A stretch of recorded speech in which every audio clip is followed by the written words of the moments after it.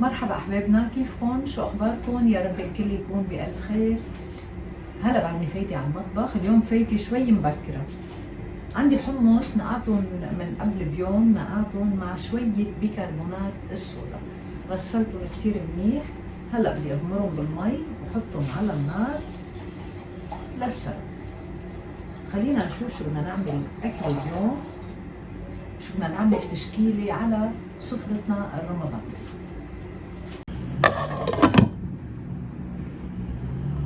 عندي صدر دجاج هلا بدنا نقطعه.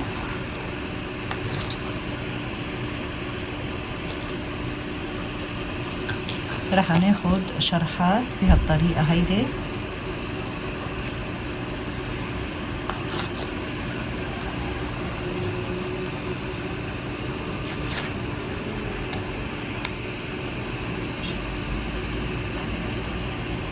لكن هنستخرج شرحات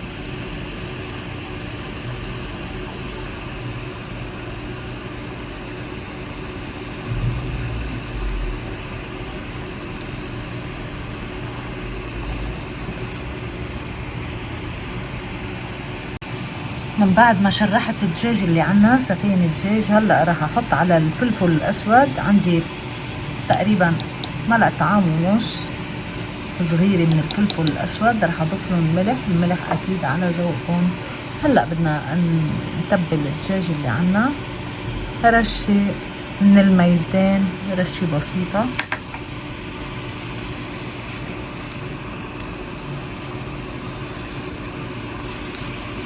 ورح نحطهم على صحن على جنب.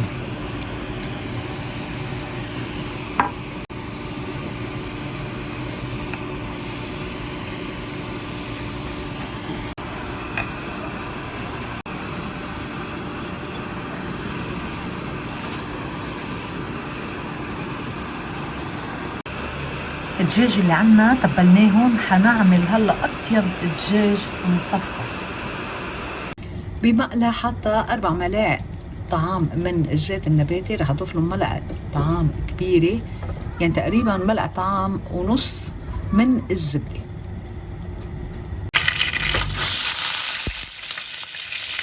هلا رح نبلش نحط الدجاج اللي عنا.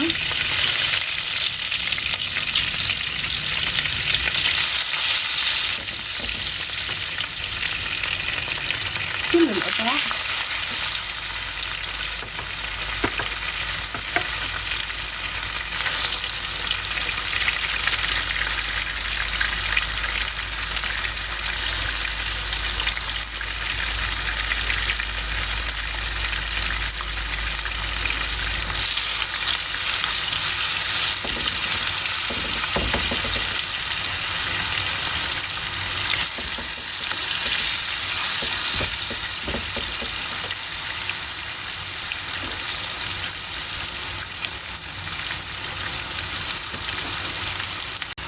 وهي كل قطع دجاج صاروا عنا بالمقلة، منقلبهم ليستووا عنا على الاخر.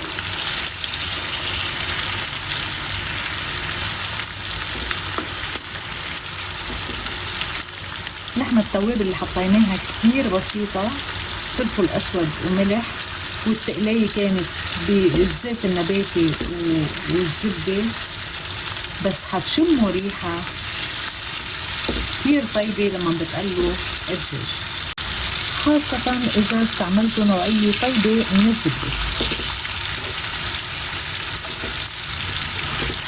هلأ رح أروح دق كمية من الثوم. هلأ بدنا ندق كم حبة ثوم مع شوية ملح.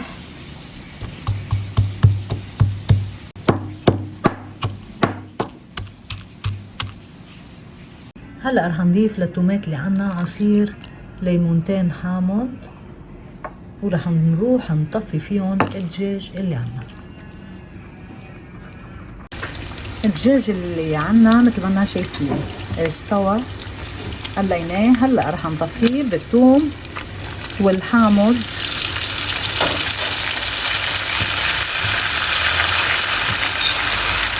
نعمل لهم تقليبه بكونوا عنا جاهزين. رح تشموا ريحة بس تحضروا هيدي الوصفة رهيبة، كتير طيبة هيدي الوصفة وبتفتح النفس. لكن بقلبهم بس هالتقليبة بطفي عليهم النار، جاهزين عمل.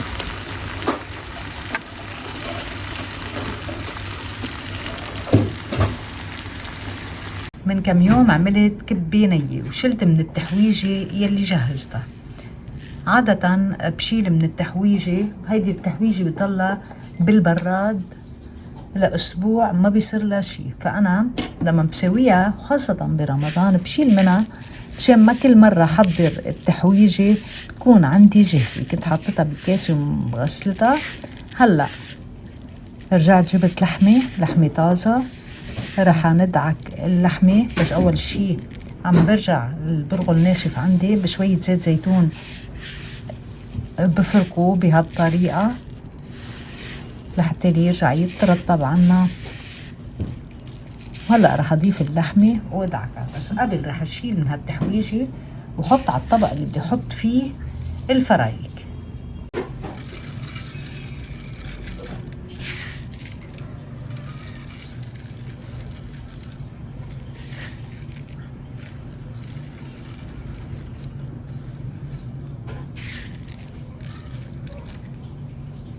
وهي اللحمة رح نبلش ندعكها مع التحويجة.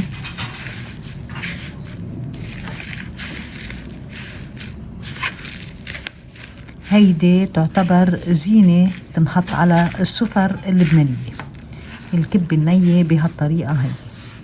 وعلى طريقة أهل الجنوب، ونوجه تحياتنا لأهل الجنوب.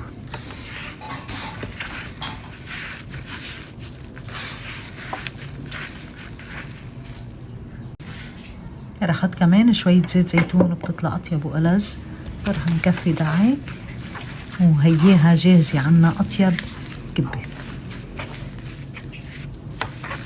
هلأ رح أعمل عصرات أو فرايك، نحن بنقلها فرايك، في ناس بتقلها عصرات.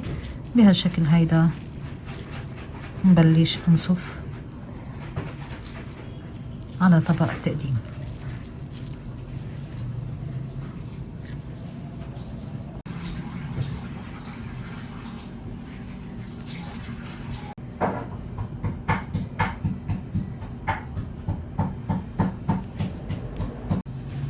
وهي الكبة اللي عنا جاهزة.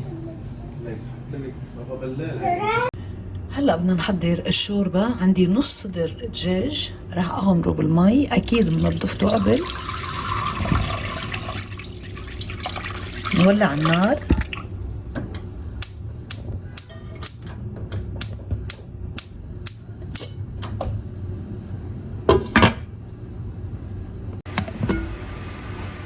هلا بدنا نشيل الزفر ونضيف بس عود قرفة. هلا انا عادة هيدي الشوربة يعني ما بضيف لها اكتر من عود قرفة مع سلق الدجاج.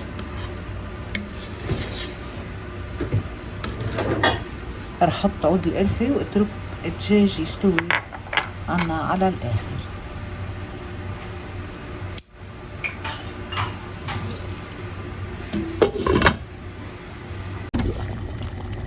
الدجاج اللي عنا استوى. هلا حنفق الدجاج. فقينا الدجاج. هلا رح اضيف ملعقتين طعام من معجون الطماطم.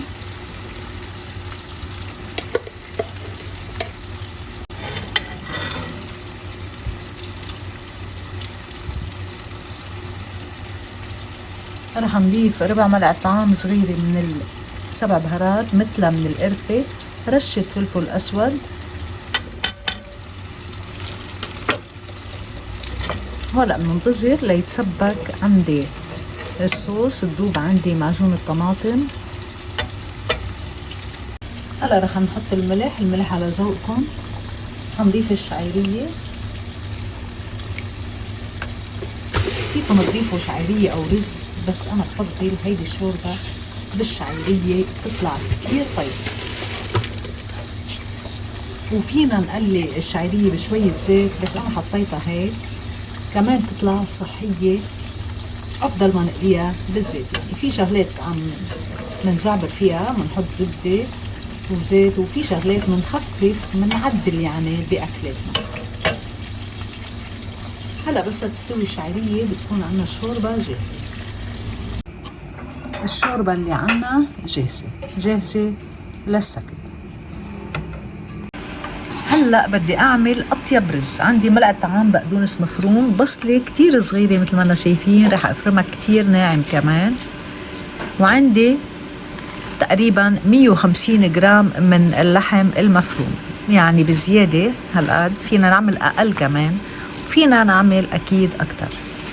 رح افرم البصل، رح احطهم مع البقدونس، رح اضيف الملح على ذوقكم، رشة 7 بهارات، رشة بسيطة. نحن كمية اللحم معنا منا كتيرة منا كبيرة، رشة قرفة. هلا هدعكم مع بعض. نحن عم نتبل هلا كباب.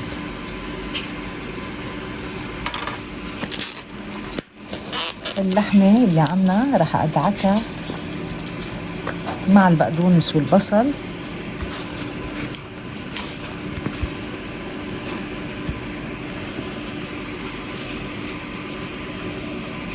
بدعكهم كتير منيح مع بعض.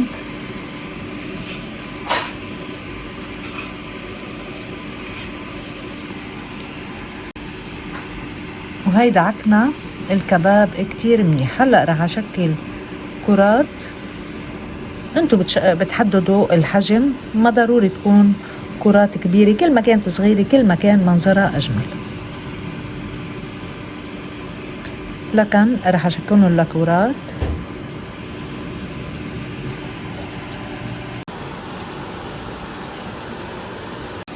هلا نحن جهزنا الكباب، بدي اعمل اطيب رز. هلا شوفوا ملا الرز حيطلع عنا. راح اقطع البصل مكعبات صغيرة حسب ما انتو بتحبوا، فيكن تخشنوا، بس انا بفضل البصلة ما تبين. والبصلة اللي عم نحطها بصلة ميلي للصغيرة، يعني وسط ميلي للصغيرة. عندي شقفتين فليفلة حمراء وشقفتين، يعني منا حبة كاملة، قسم صغير من حبة فليفلة حمراء وقسم صغير من حبة فليفلة خضراء. هلا رح نقطعهم كمان مكعبات.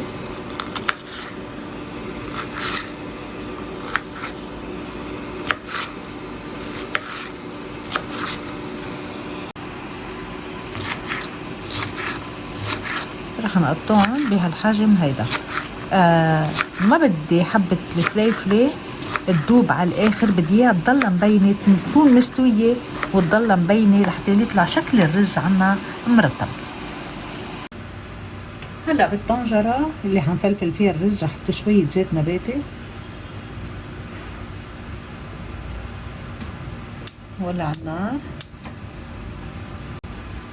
حنضيف البصل والفليفلة،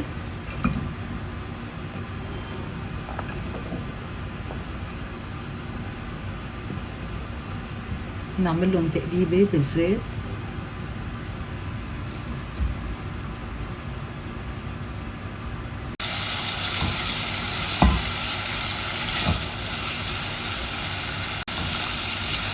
هلا عملنا تتبيلة للفليفلة والبصل مثل ما شايفين، بعضهم محافظين على القوام تاعهم. هلا رح اضيف الكباب او الكفتة، بقلبهم بتأني، ما بدي تفرط عندي كرات الكباب.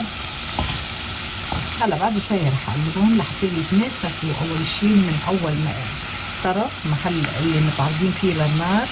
نرجع بنقلبهم شوي شوي بتأني.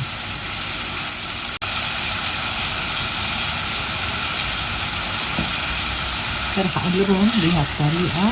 شايفين بلش يتغير لون الكباب، ما بدنا نخرب شكل الكباب او الكرات.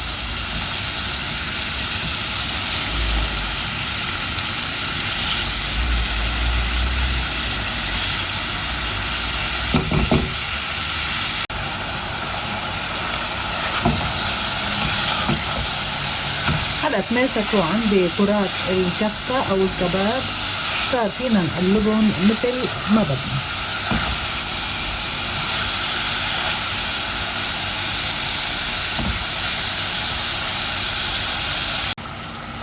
من بعد ما قلبنا الكباب كتير منيح، هلا رح اضيف لهم كوبين من الرز البسمتي مغسولين بدون نقع. رح نحط الملح، نضيف الملح على ذوقكم اكيد. هنضيف نص ملعقة طعام صغيرة سبع بهارات، ربع ملعقة طعام صغيرة فلفل اسود، ومنقلبهم كتير منيح.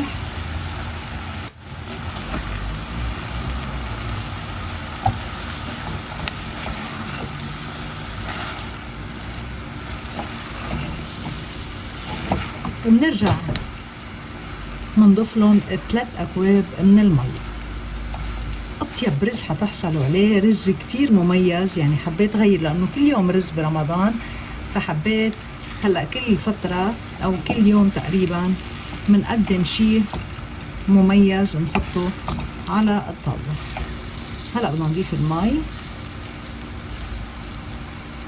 هاي 3 أكواب من المي على الرز على نار قوية، بس يغلوا عنا منهدي النار على الآخر.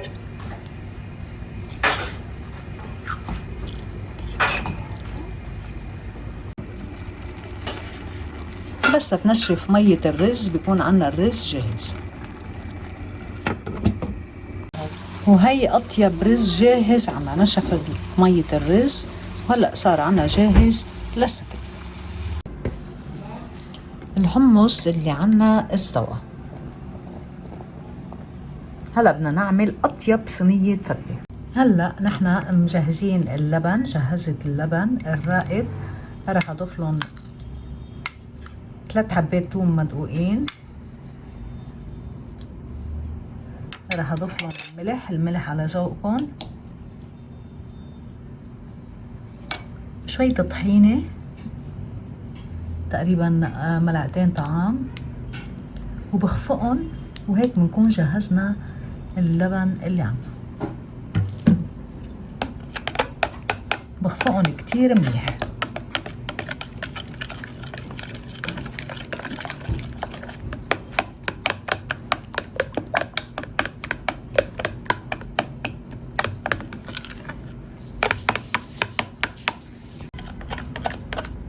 اللبن اللي عنا جاهز. لكن بايكا بلشت. شو بايكا؟ احكينا، سمعينا.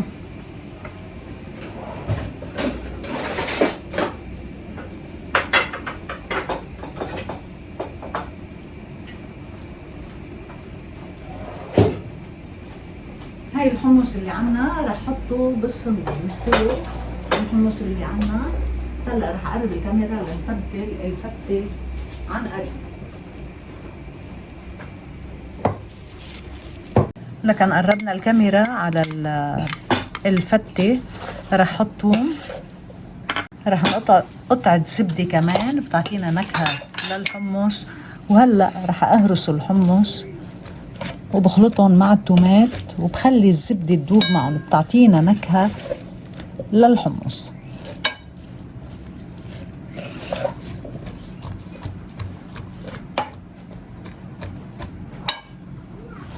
هلا هرسنا الحمصات مثل ما احنا شايفين، رح اعمل لهم خلطة. دابت قطعة الزبدة اللي حطيناها، انا قليت خبز. هلا عادة نحن بنحط الخبز نرجع اللبن، ححطهم بالعكس لحتى لي ما تدش الخبزة يلي عنا. رح احط اللبن فوق الحمص وارجع احط الخبز المقلي اللي جهزناه.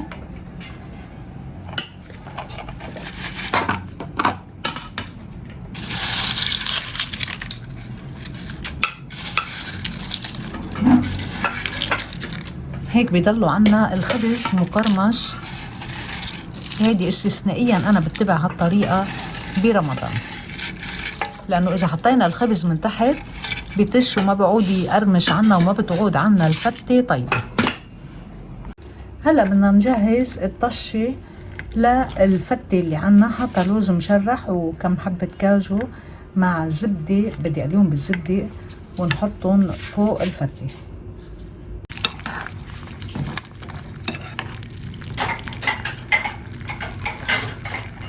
اكيد بنحط رشة قرفة، صدقوني تأخرنا يعني، بس شو بدي اعمل، تأخرنا. رشة قرفة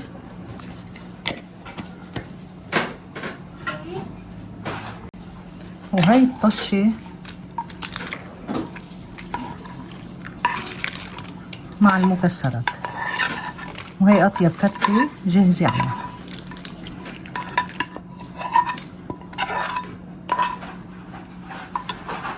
وهي البطاطا المقلية على النار.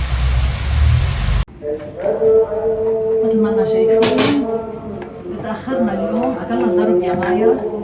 ما بأثر بنطر، مع انه حسيت حالي مشهية هيك ابدا، على الأذان قولي. البطاطا جاهزة، الفتة تقريبا جاهزة، ما بدها الا الطشة. والرز هلا رح اسكته. اصبح شيف بايكا زبطت الفتوش والبطاطا المقلية وكله جاهز عندنا. يعطيكم العافية. بايكا بس بليز شو اسمه الفراكة حطيتها الكبة كبة هون.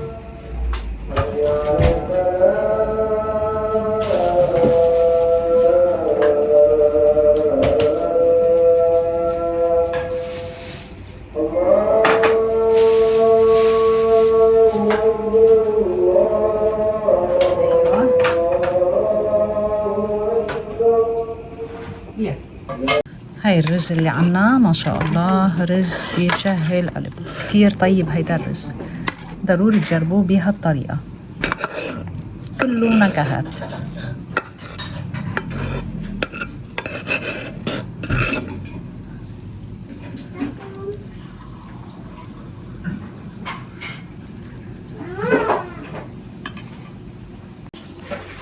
لكن احبابنا افطارنا لليوم كان رز بالكفته، بطاطا مقليه، شوربه شعيريه، دجاج مقلى بالزبده مطفى بالثوم والحامض، فته، كبه نيه، اكيد الفتوش. وعندنا صحن ورق عنب بالزيت، حطيناه كثير على السكر. هيدا هو افطارنا لليوم. اخذت اليوم يعطيك العافية. الله يعافيكي. ضغط الحمد لله. بتمنى لكم صيام مقبول وافطار شهي. ما تنسوا تفطروا على تمر او مي. بدي ودعكم هلا لعند جميلكم ونفطر لكم بعد.